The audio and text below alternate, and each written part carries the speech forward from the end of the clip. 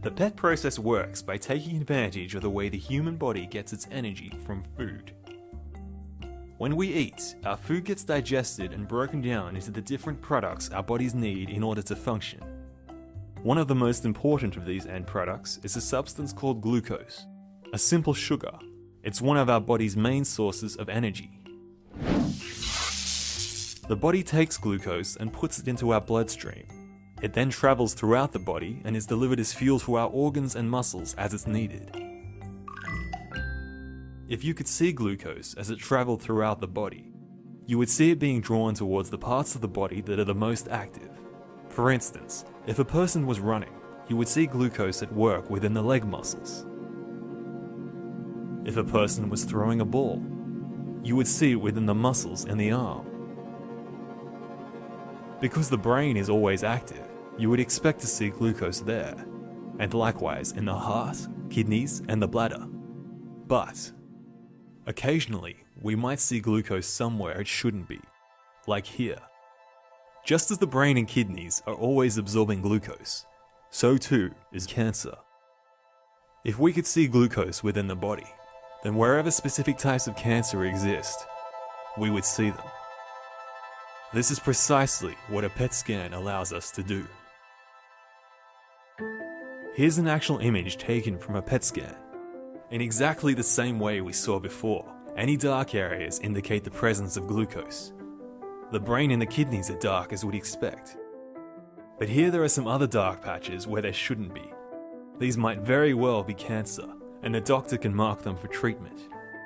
The ability to see and detect glucose in this way is what makes a PET scan different from other types of body scans like CT or MRI. Simply put, these other types of scans will produce a roadmap of the body's insides. But by following the glucose, PET allows us to see how active those insides are. But the PET scan can't detect glucose all by itself. For that to happen, the glucose first has to be marked with something which does stand out. Here's how it works. Imagine that these blue cars are glucose, moving throughout the network of pathways crisscrossed throughout the human body. If we try to keep track of our blue cars, it quickly becomes impossible. Cars just don't stand out by themselves. But if we have a signal to trace,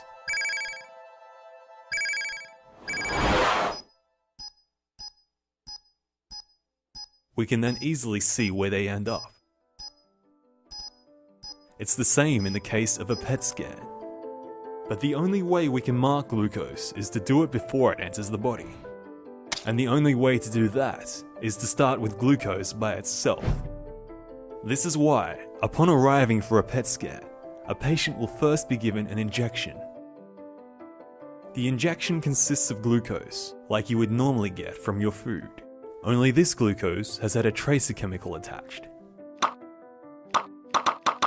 The tracer chemical emits a very low amount of radiation.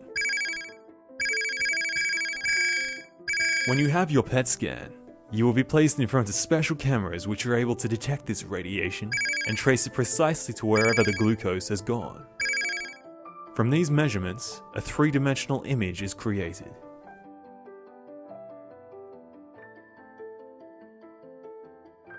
The radiation itself is nothing to worry about. Exposure levels are no higher than what you would receive in a CT scan. Once you receive your injection to begin with, you will have to wait for an hour before continuing on to the scan, because it takes this long for the glucose in your body to gather to the fewest possible places, making for clear images. If you are a diabetic, it is important for your doctor to be aware of this before your scan, and that your blood sugar levels are in appropriate balance in order for best results. You will be given a comfortable place to rest in this phase. It's very important that you do rest and lie still, because remember, moving muscles act like a magnet for glucose. If there is any cancer in your body, we want the glucose to accumulate there and not in your muscles. The scan will take approximately half an hour to complete. After that, you are free to leave. By the time you have left, the radiation levels in your body will have already dropped dramatically, A number of hours later, that radiation will be gone altogether. But as an extra precaution, it's advisable that you minimize your contact with pregnant women and small children for the rest of the day. If you have any questions, please ask your doctor. Otherwise, rest assured knowing that you're in good hands with us.